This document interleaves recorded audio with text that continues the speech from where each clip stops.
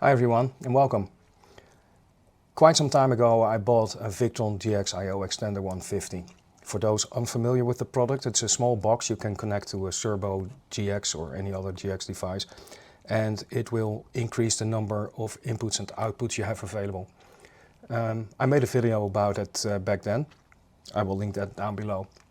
For quite some time I didn't actually use it, and that had a number of reasons. First of all, I was making a video about it, how to drive LEDs with it, so I couldn't use it for anything else.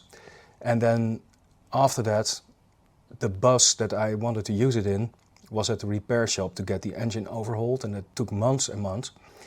And then when I finally got it back and I got the IO extender installed, it turned out not to be stable. It would randomly, well seemingly randomly, just stop working. The controls were still visible, both in the Victron remote monitoring VRM portal as on the touchscreen, but if you would try to switch something on or off, nothing would happen. Now, I've been working with Victron gear for quite some time, and I know they make reliable products, so I started looking for the cause elsewhere. And since the IO extender is connected to the Cerbo GX through USB, that seemed a logical place to start, the USB connection. But before I go into that, it's probably a good idea to explain a little bit about my setup. The Cerbo is connected to a non-Victron touchscreen. The original touchscreen, both versions actually, well, I find them to be quite expensive.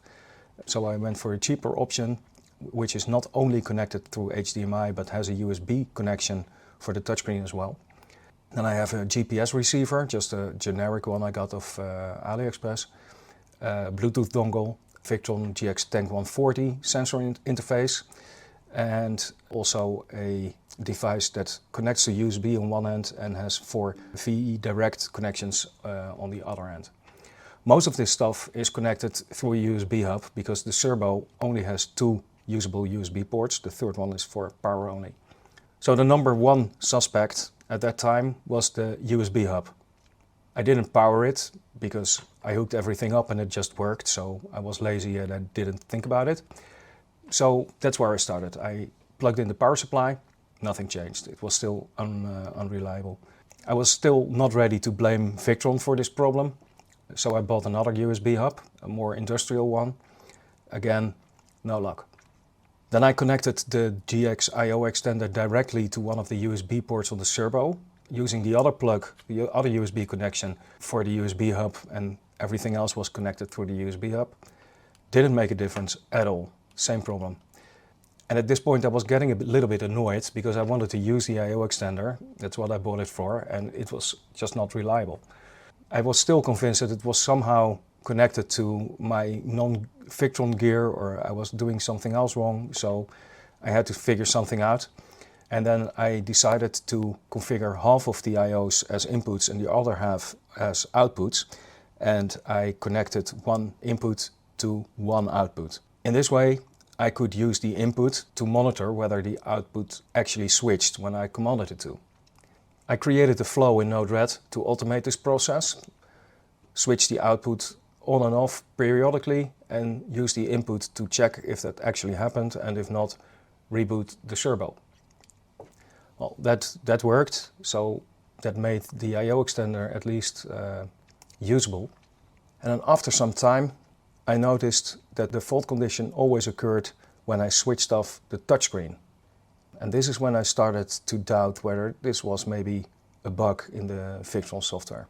So I contacted support. They were very helpful, not dismissive at all, and they offered to take a look at both the IO extender and the Cerbo.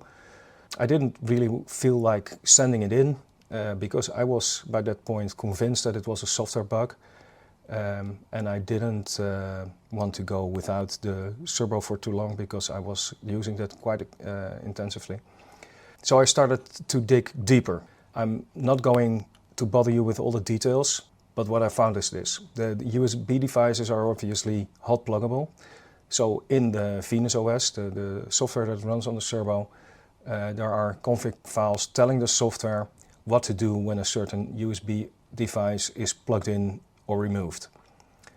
Specifically in the file I will show on the screen right now, is this line.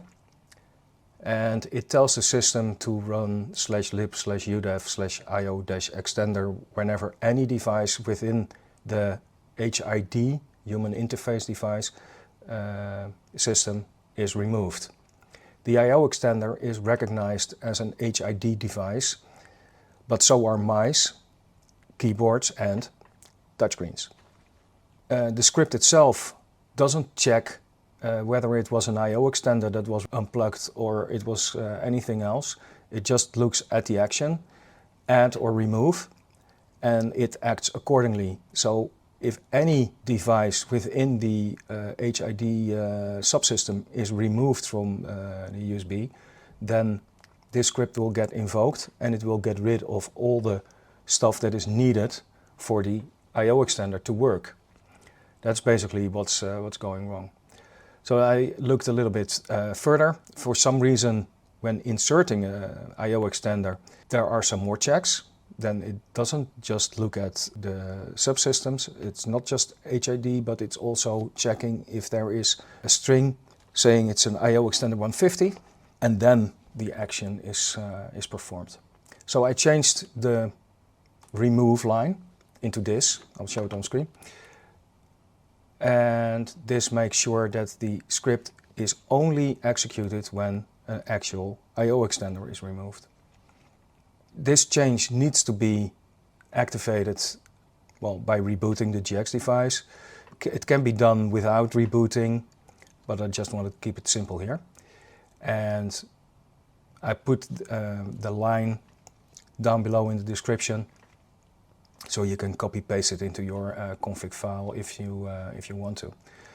And while you're down there copying the line, hit the subscribe button and like this video if it was useful to you. I verified that this actually solved the problem, and it does, but I do suspect that it would still occur if you have multiple GX I/O extender connected to the same GX device, because it doesn't seem to be distinguishing between different serial numbers or anything.